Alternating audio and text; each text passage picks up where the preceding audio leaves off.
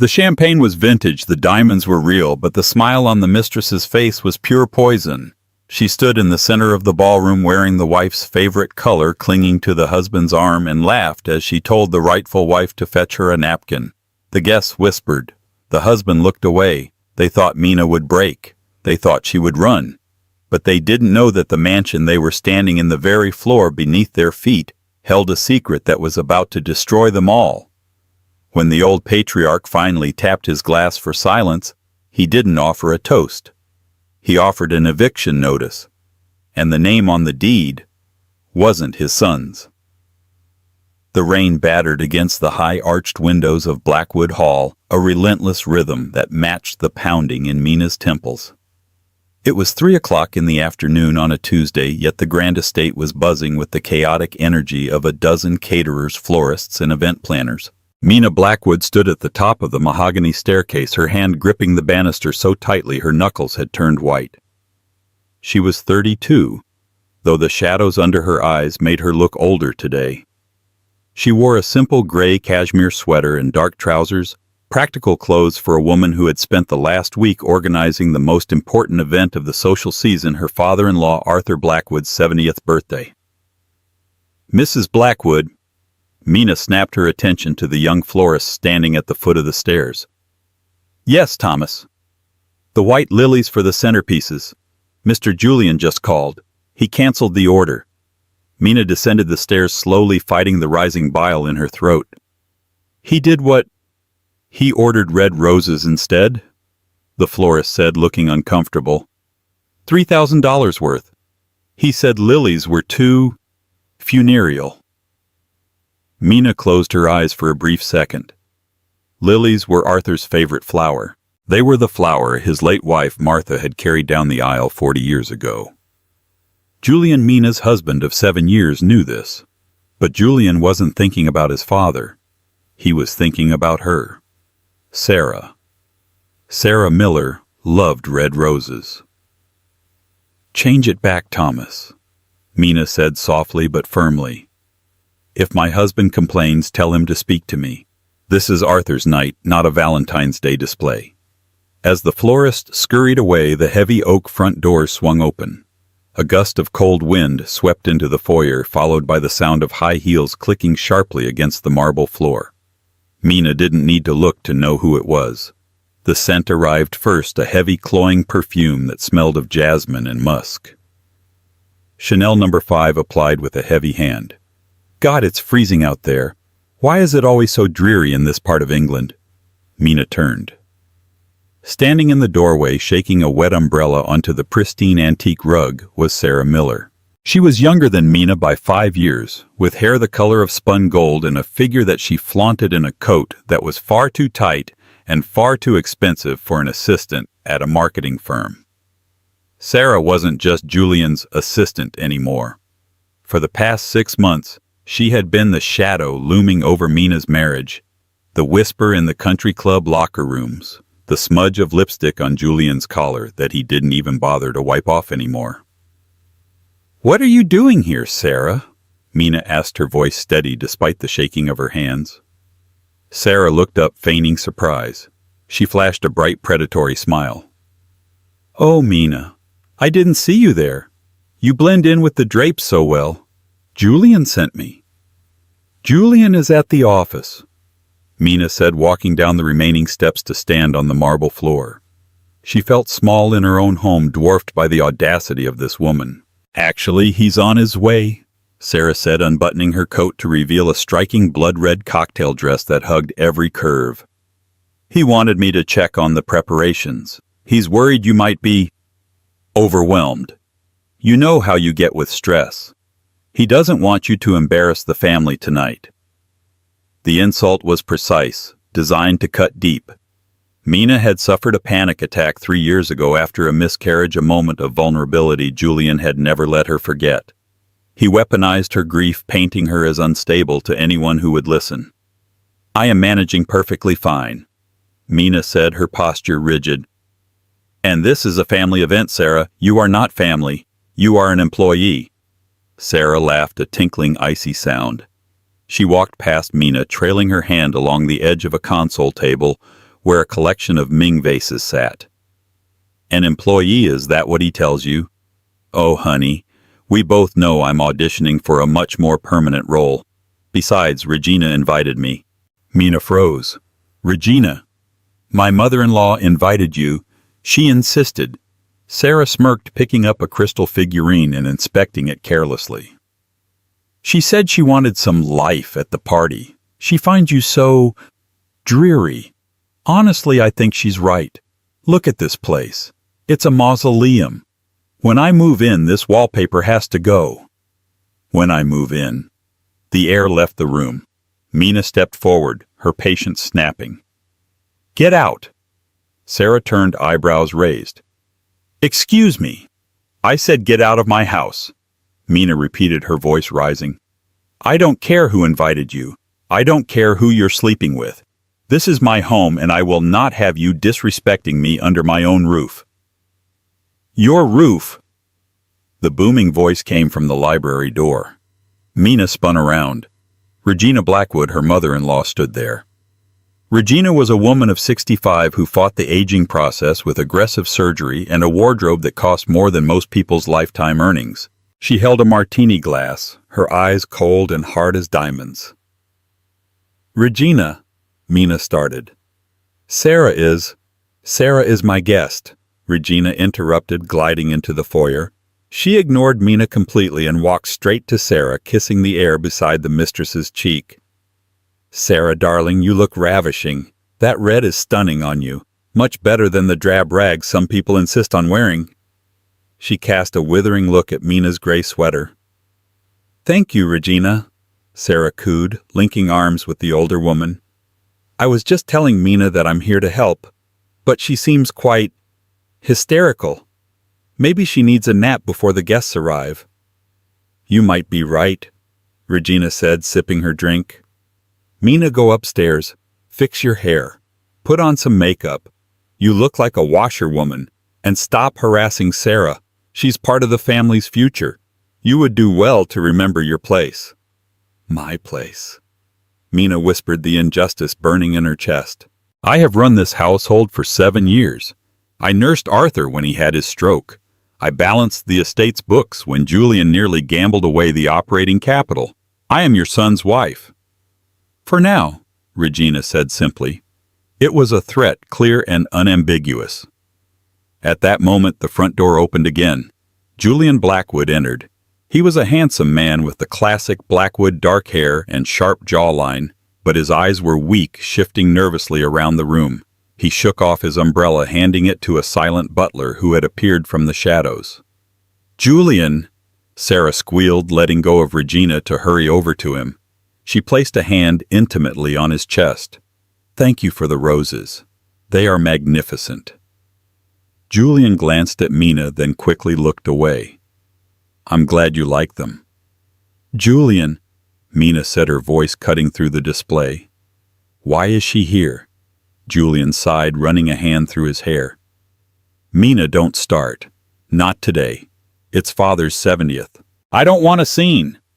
Then you shouldn't have invited your mistress to your father's birthday party, Mina said.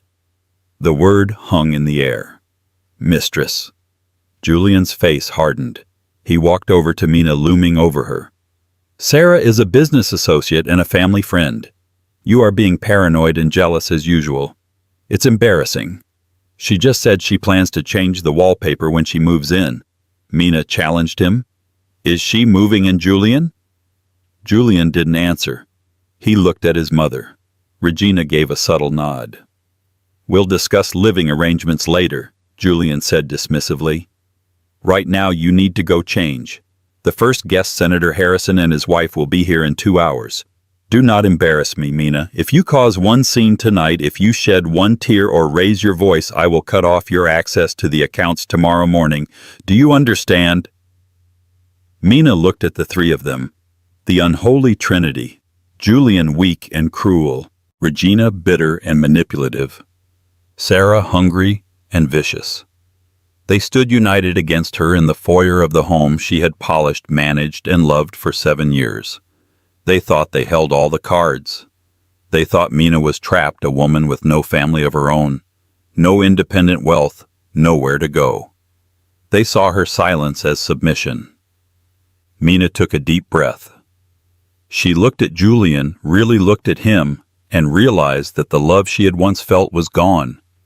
It had been eroded day by day, insult by insult, until nothing remained but a cold, hard resolve. "I understand," Mina said quietly. "I'll go get ready." "Good," Julian sneered. "Wear something decent. Try to look like you belong here." "Oh, don't worry," Sarah giggled, leaning her head on Julian's shoulder. "I'm sure she has a nice black dress. It's slimming right." Mina turned and walked up the stairs. She didn't run. She didn't cry. Her footsteps were steady on the plush carpet. As she reached the landing, she heard them laughing below. "She's so pathetic." Sarah's voice carried up the stairs. "Does she really think she's going to stay married to you much longer?" "Let her play hostess tonight," Regina said. "It's the last time. Once Arthur signs the amendment to the trust fund tonight, Julian, you'll have full control of the estate. Then we can discard her properly." Mina stopped. Her hand hovered over the door handle of the master bedroom. "Once Arthur signs the amendment to the trust fund." So that was the plan. Tonight was Arthur's birthday, but it was also the night Julian expected to inherit the power to kick her out with nothing. Arthur, recovering from his stroke, had been largely absent from family affairs, secluded in the East Wing. They assumed the old man was senile, ready to sign whatever paper Regina put in front of him. Mina opened the door to her bedroom. It was a cold, grand room that she had never felt truly comfortable in. She walked to the closet, but she didn't reach for the modest black dress Julian expected. She reached to the back of the closet, past the gray wool and the sensible knits. Her hand landed on a garment bag she hadn't opened in years. Inside was a dress of midnight blue silk. It was backless, elegant, and regal. It was the dress she had worn the night Arthur had told her she was the daughter he never had. She walked to her vanity and sat down. She looked at her reflection. The tired woman was gone. In her place was someone else. Someone dangerous. She pulled out her phone and dialed a number. It rang twice. "Mr. Sterling?" she said into the receiver. "Mrs. Blackwood," a gravelly voice answered. It was Henry Sterling, Arthur's personal attorney and the most feared litigator in London. "I wasn't expecting a call until tomorrow." "Plans have changed, Henry," Mina said, her eyes fixed on her own reflection. "They are planning to have Arthur sign the amendment tonight." "I see," Sterling said. "Do you want me to intervene?" "No," Mina said. "Let them present the papers. Let them think they've won. Just make sure you bring the other document, the one we notarized 3 years ago." "Are you sure, Mina? Once we play this card, there is no going back. The family will be destroyed." Mina listened to the faint sound of Sarah's laughter drifting up from the foyer. "The family is already destroyed, Henry," she said coldly. "Tonight, we just bury the bodies. Bring the file? And Henry?" "Yes." "Wear your best suit. It's going to be a show." Mina hung up the phone. She picked up her hairbrush. The gala was starting in 2 hours. She had work to do. But for the first time in years, she wasn't dressing to please Julian. She was dressing for war. By 6 o'clock, the storm outside had intensified, thunder rumbling like distant artillery fire. But inside Blackwood Hall, the atmosphere was one of suffocating perfection. The chandelier's massive, cascading waterfalls of crystal had been dimmed to a warm golden glow. A string quartet played Debussy in the corner of the ballroom, the music floating over the heads of the county's elite. Senator Harrison had arrived, as had the wealthy Mrs. van der Hoven, the owner of the steel mills, and Lord Allister, a man whose gossip column was more feared than his political influence. They moved in a sea of tuxedos and designer gowns, sipping vintage champagne and whispering behind gloved hands. But the real show wasn't the decor or the guest list. It was the greeting line. Typically, the host and hostess would stand at the entrance to the ballroom to welcome their guests. Tonight, Julian Blackwood stood there looking dashing in his bespoke Armani tuxedo. But standing next to him, beaming with the radiance of a woman who believes she has won the lottery, was not his wife. It was Sarah. She had retouched her makeup and was now clinging to Julian's arm as if she were a lifeline. She laughed too loudly at the senator's jokes and leaned in too close when speaking to the men. Mina stood in the shadows of the hallway arch, watching. She had descended the stairs 10 minutes ago, wearing the midnight blue silk gown. It was a masterpiece of design, draping over her figure like liquid water, the back plunging low to reveal elegant sculpted shoulders. She wore no jewelry except for her wedding ring, a simple band compared to the rocks dripping from the other women's necks, but her presence was undeniable. Or at least it would have been if anyone acknowledged her. Regina intercepted Mina before she could reach the ballroom floor. The older woman appeared out of the crowd like a specter in gray chiffon. "What do you think you are doing?" Regina hissed, grabbing Mina's elbow with a grip that was surprisingly painful. "I am greeting our guests, Regina," Mina replied, her voice cool and detached. "It is customary for the wife to do so." "Not tonight," Regina snapped. "Look at them." She gestured toward Julian and Sarah. "They look happy, radiant. Julian needs investors for his new venture, Mina. He needs to project vitality, youth, and excitement. Sarah provides that. You project exhaustion." "I project dignity," Mina corrected her. "Something this family seems to be in short supply of." Regina's eyes narrowed. "Don't get smart with me. If you go out there and stand next to them, you will look like a sad third wheel. Do you want the senator to pity you? Do you want Lady Ashford to ask why your husband is holding another woman's waist? Stay back. Check on the catering. Make sure the wine doesn't run out. That is your speed." Mina looked at her mother-in-law, really seeing the malice etched into the wrinkles around her mouth. "You are asking me to act as a servant at my own husband's party." "I am asking you to be useful," Regina said coldly. "Or you can go back to your room and rot. It makes no difference to me." Regina turned on her heel and swept away to greet a banking executive. Mina smoothed the silk of her dress. She didn't retreat. She didn't go to the kitchen. Instead, she walked straight into the ballroom. A hush rippled through the room as she entered. It wasn't the silence of awe, but the silence of scandal. Everyone knew. In a town like this, everyone always knew. They looked from Sarah, shimmering in vulgar red, to Mina, regal in dark blue. She walked with her head high, moving through the crowd. She nodded politely to Mrs. Vanderhoven. "Mina," the older woman said, her voice dripping with faux sympathy. "You look brave." "I look comfortable in my own home, Beatrice," Mina replied with a tight smile. "Enjoy the champagne. It's a 98 Dom Perignon, my selection." She made her way toward Julian. As she approached, Sarah's laughter cut off abruptly. "Oh," Sarah said, her voice pitching up. "Here she is." Julian stiffened. He looked at Mina, his eyes widening slightly as he took in the blue dress. For a fleeting second there was a flash of something like regret, or perhaps just lust in his eyes. Mina had never looked more beautiful. But then he saw Sarah pouting beside him and the weakness returned. "Mina," Julian said, his voice strained. "I thought Mother told you to check on the kitchen." "The kitchen staff are professionals, Julian," Mina said loud enough for the senator standing nearby to hear. "I'm sure they can manage without my supervision. Happy birthday to your father. Speaking of whom, where is Arthur?" "He's resting," Julian said quickly. "He'll come down for the speeches." "Of course," Sarah interjected, stepping physically between Julian and Mina. She held out her empty champagne flute toward Mina. "Since you're not doing anything, Mina, would you mind? I'm parched. And a napkin, please. This condensation is sticky." The audacity of the request sucked the air out of the immediate vicinity. The senator pretended to examine a painting on the wall. Lady Ashford stopped fanning herself. Sarah was treating the wife like a waitress. Mina looked at the empty glass in Sarah's hand. The old Mina would have run away crying. The old Mina would have made a scene. The new Mina smiled. It was a terrifying smile. "Certainly, Sarah," Mina said softly. She took the glass.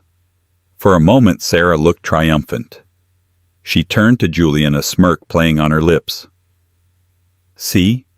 She knows her place. But Mina didn't walk to the bar. She held the crystal flute between her fingers, turned it upside down, and let the few remaining drops of sticky, warm champagne drip onto the expensive Persian rug. Then she opened her hand. The crystal flute fell. It hit the marble border of the floor with a shattering crash that echoed through the silent ballroom. Smash. Every head turned. "Oh dear," Mina said, her voice calm and carrying through the room.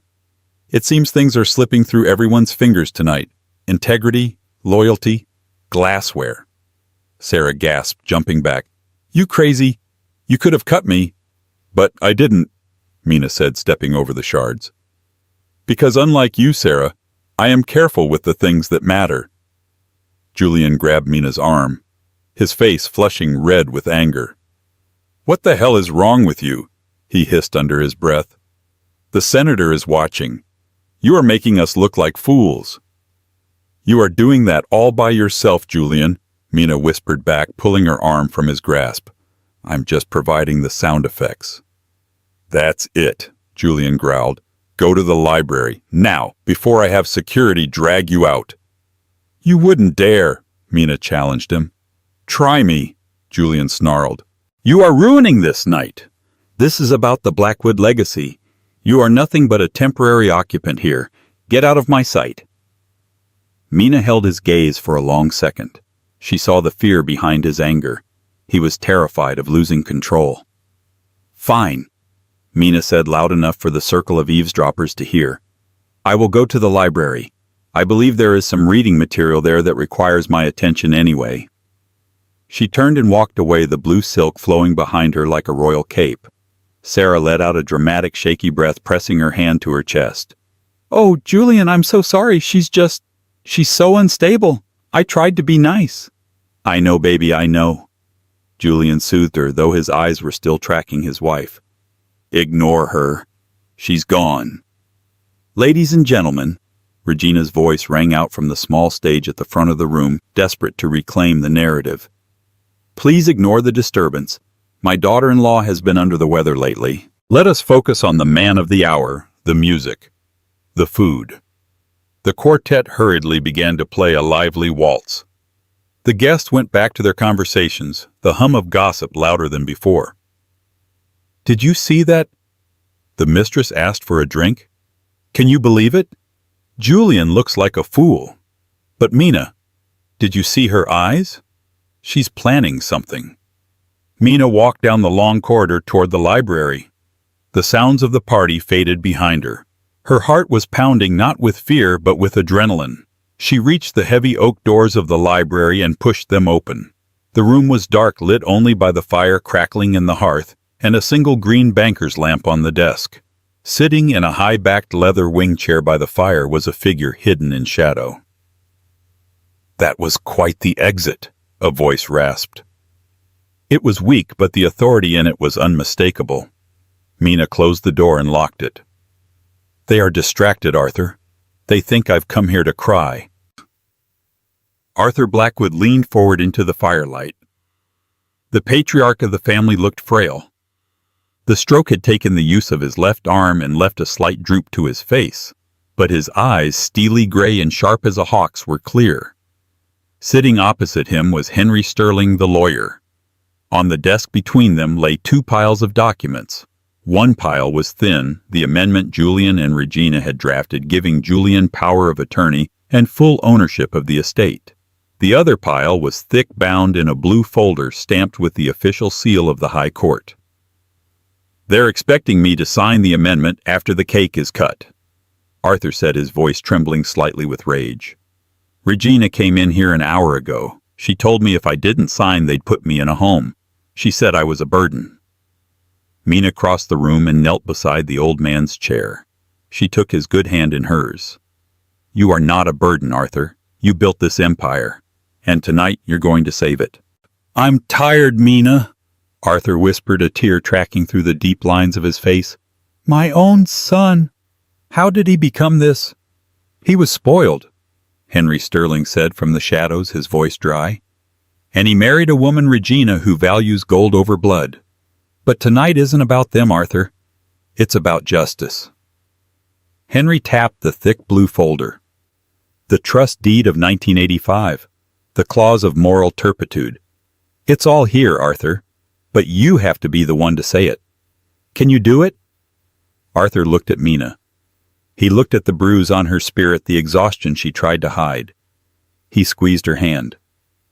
They treated you like a servant tonight, Arthur said. I heard the crash. They did. Mina nodded. Then I will treat them like trespassers, Arthur growled. He gripped his cane, his knuckles turning white. Help me up, Mina. It's time to blow out the candles. Back in the ballroom, the air was thick with the scent of expensive perfume and the underlying electricity of scandal. The smashing of the champagne glass had been the appetizer. Now the guests were hungry for the main course. Julian Blackwood stood on the raised platform at the front of the room, tapping a silver spoon against his glass. The sound cut through the murmurs of the crowd. Beside him stood Regina, looking like a queen mother in her gray chiffon, and just a step behind, brazenly close, was Sarah. Ladies and gentlemen, friends, distinguished guests.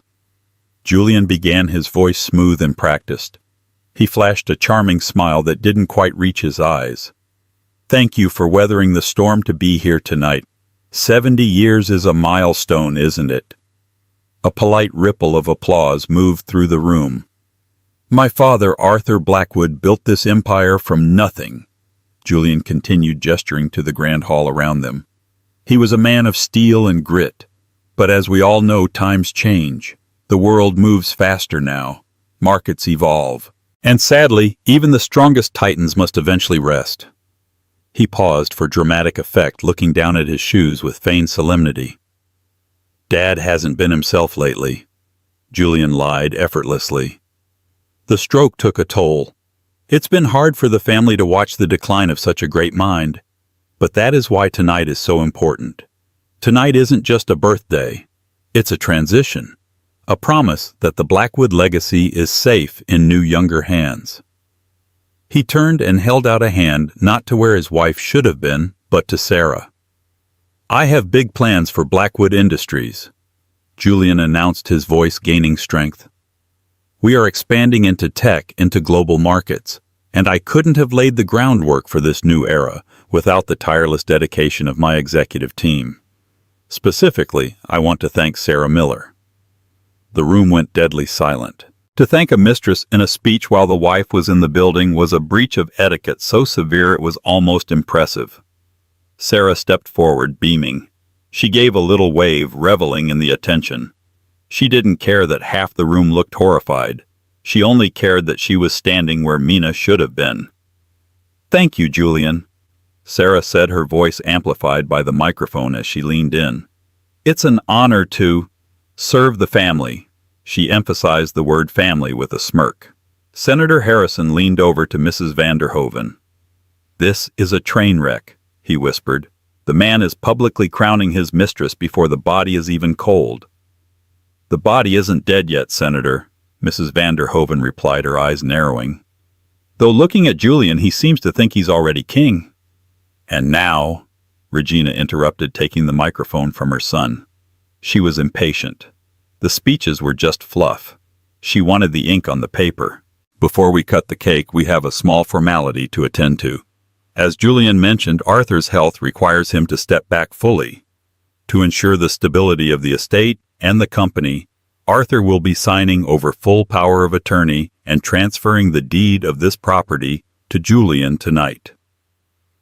A collective gasp went through the room. Transferring the deed.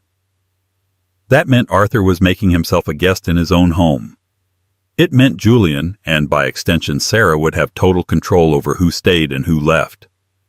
It is Arthur's wish. Regina lied, her voice dripping with fake concern. He wants to spend his remaining days in peace without the burden of ownership. He wants to know his son is the master of Blackwood Hall. Regina signaled to the back of the room. Please bring him in. The heavy double doors at the far end of the ballroom swung open. The crowd parted like the Red Sea. But the sight that greeted them wasn't quite what Regina had expected. She had expected a nurse pushing the wheelchair. She had expected Mina to be hiding in a room weeping. Instead, Mina Blackwood walked through the doors. She had touched up her lipstick, a deep blood-red shade now, and her head was held high. She pushed the antique wooden wheelchair with a steady, purposeful gait. In the chair sat Arthur Blackwood. He was dressed in his tuxedo, a tartan blanket over his lap. His head was bowed slightly, his chin resting on his chest, looking every bit the frail invalid they claimed him to be. Walking beside them, carrying a black leather briefcase, was Henry Sterling. The lawyer looked like an undertaker, his face grim and unreadable. "Ah," Regina said, recovering quickly. "Here he is, and look, Mina has decided to join us after all. How dutiful." Sarah giggled into her champagne glass. "She's pushing the chair. At least she found a job she's qualified for." Mina ignored the commentary. She pushed the wheelchair straight down the center aisle, her eyes locked on Julian. The click of her heels was the only sound in the room besides the rain lashing against the windows. She reached the base of the platform and locked the brakes of the wheelchair. She then walked around to the front of the chair and knelt down, fixing Arthur's bow tie. It was a tender, intimate gesture that contrasted sharply with the coldness on stage. "Happy birthday, Arthur," she said softly, but in the silence everyone heard it. Regina clapped her hands. Yes, happy birthday. Now let's get this over with so Arthur can go back to bed. He looks exhausted. Julian, the papers." Julian stepped down from the platform holding a silver tray with a document and a gold fountain pen. He approached his father. "Hey, Dad." Julian said, his voice loud and condescending, the way one speaks to a child. "We're all here for you. Just a few signatures and you don't have to worry about anything ever again. I'll take care of the house. I'll take care of the money. You just rest." Arthur didn't move. His head remained bowed. "He's confused," Sarah said loudly from the stage, trying to be helpful. "Put the pen in his hand, Julian." Julian reached out and took Arthur's limp right hand. He pressed the gold pen into his father's fingers. "Right here, Dad," Julian said, pointing to the line on the document.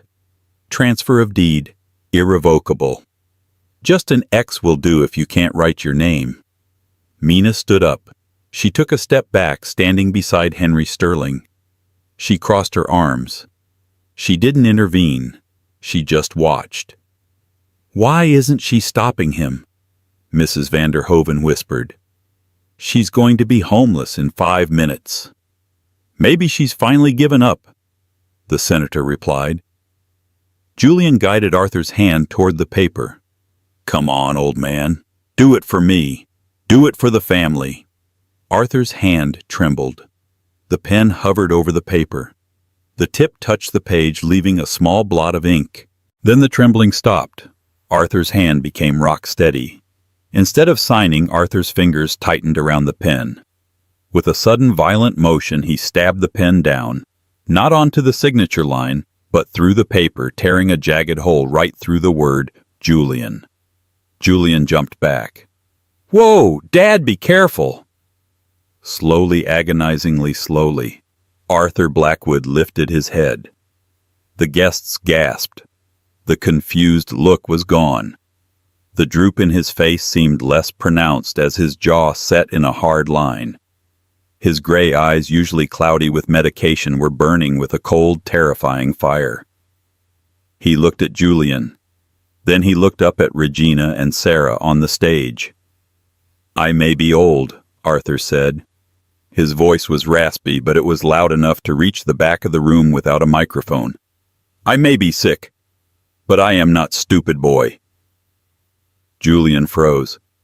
"Dad, you're lucid."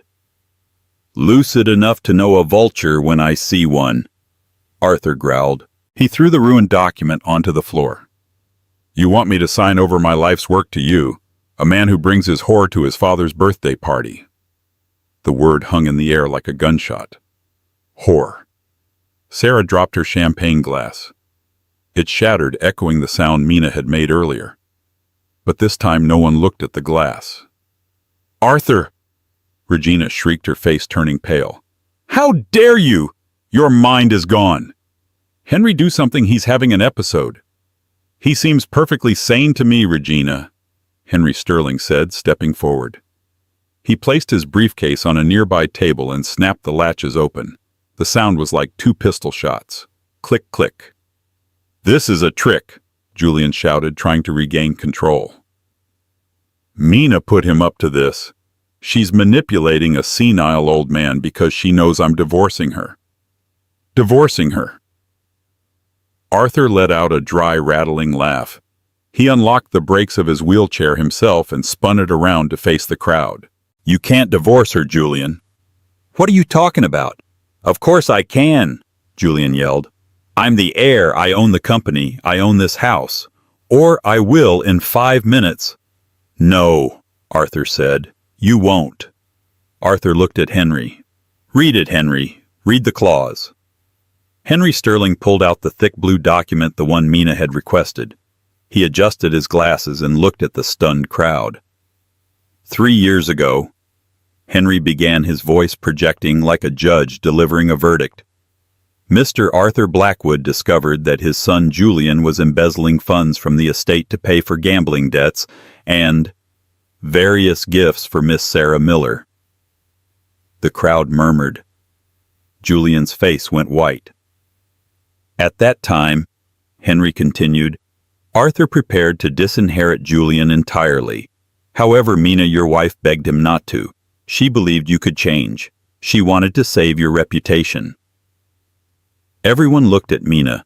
She stood like a statue, her expression unreadable. "So," Henry said, flipping a page.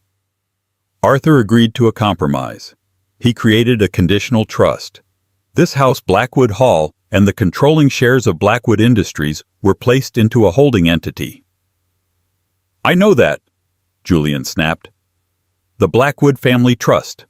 I'm the beneficiary."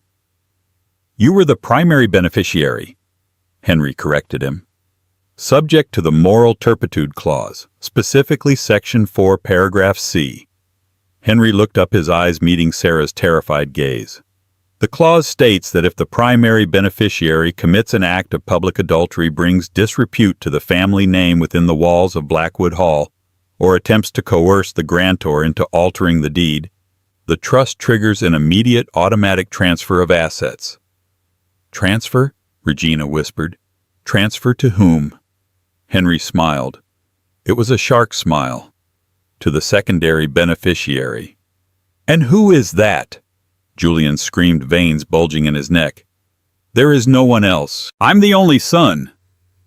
"The secondary beneficiary is not a blood relative," Henry said, calm. "The secondary beneficiary is defined as the individual who has demonstrated the highest duty of care to the grantor."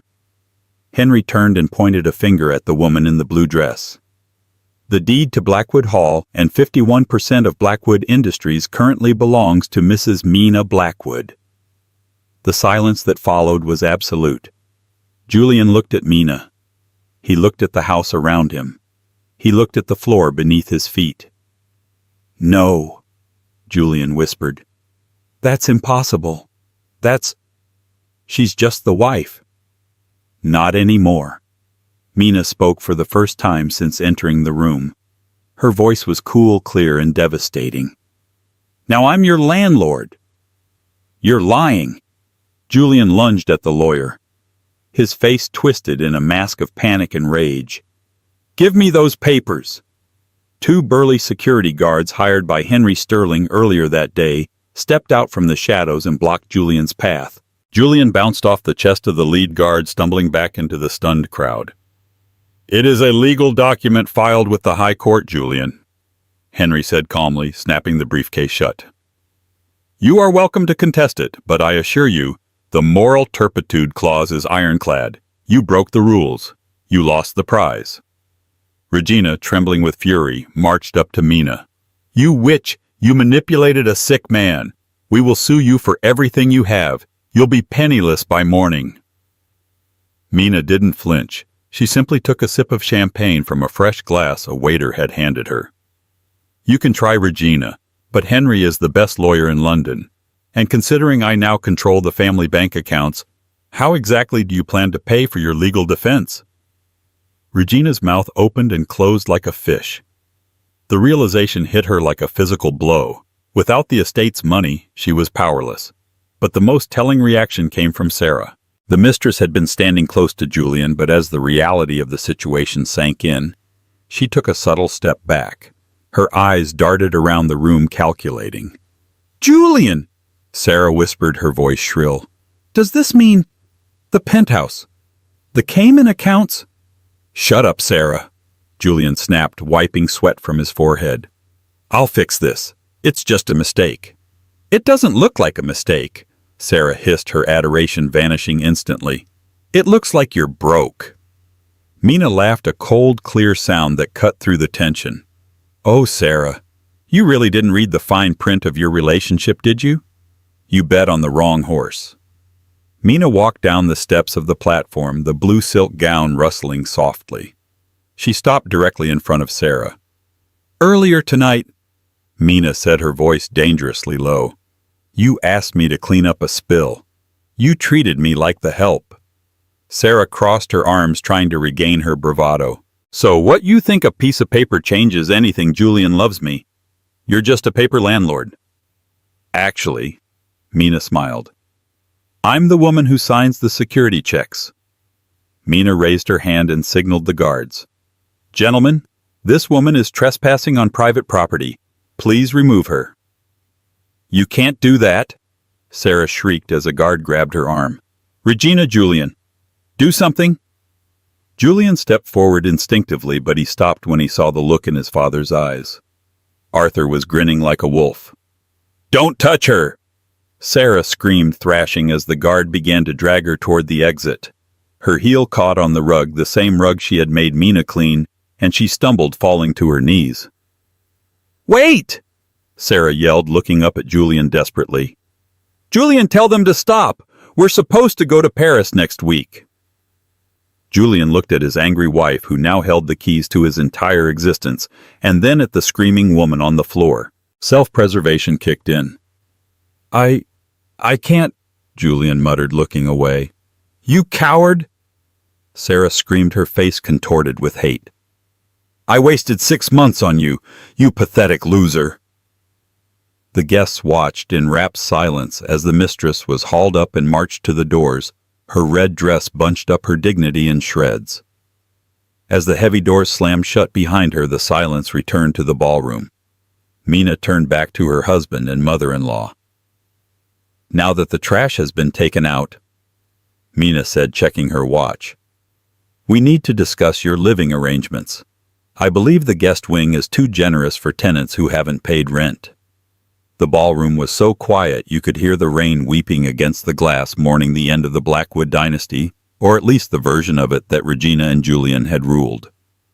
Regina was the first to break the silence. She smoothed her gray chiffon dress, her hands trembling slightly, and forced a laugh. It was a brittle, desperate sound. "Well," she said, looking around at the guests who were now openly staring, "this has been a very theatrical evening. But let's be reasonable, Mina. You've had your fun. You've humiliated that dreadful girl. Point taken. Now let's go into the study and discuss how to manage the transition quietly. We are family after all." Mina stepped down from the platform.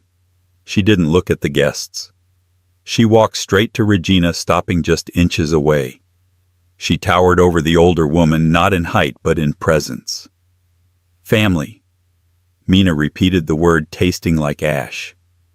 "Family is supposed to protect you. Family is supposed to be a sanctuary. For 7 years, Regina, you have made this house a prison.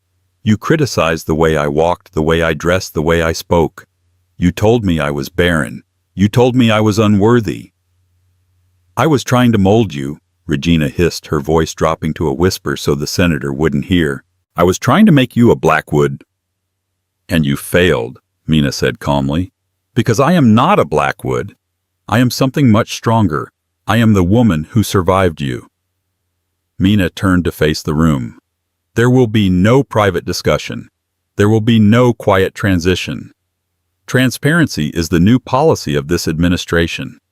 She looked at Julian, who was still standing near his father, looking like a lost child. "Julian," Mina said, Do you remember our wedding vows? For richer, for poorer. Julian's eyes lit up with a flicker of hope. Yes, yes, Mina, I remember. I meant them. We can fix this. I know I made a mistake, but— You didn't make a mistake, Julian, Mina interrupted. You made a choice. You chose to spend our savings on diamond earrings for your mistress while I was clipping coupons to keep the estate staff paid.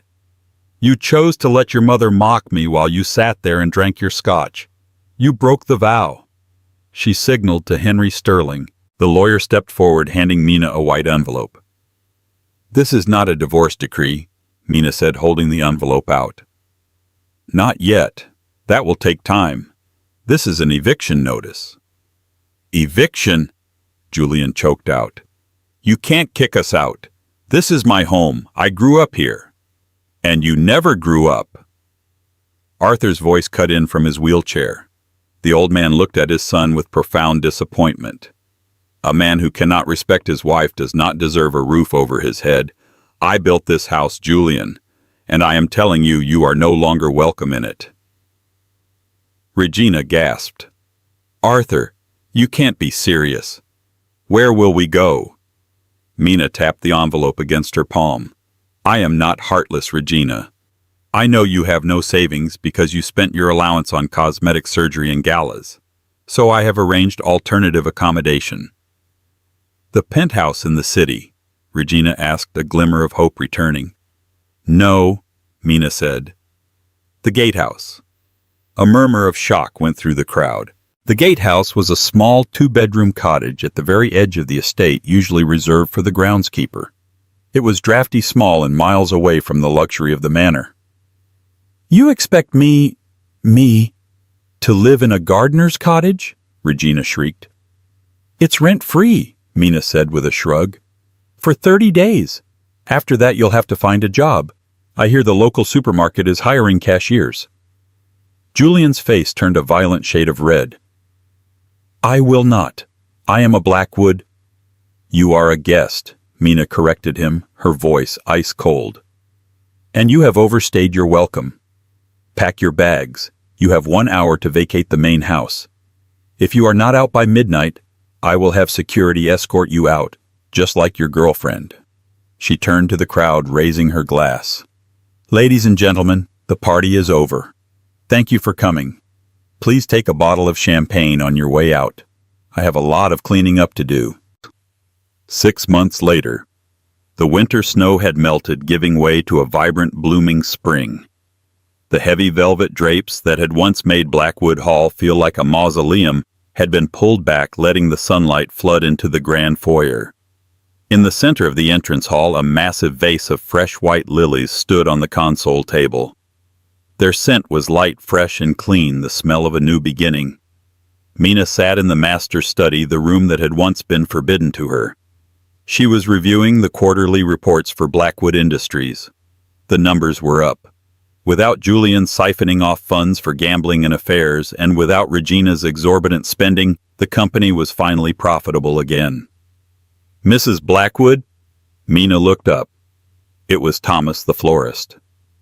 The arrangements for the garden party are ready, he said, smiling.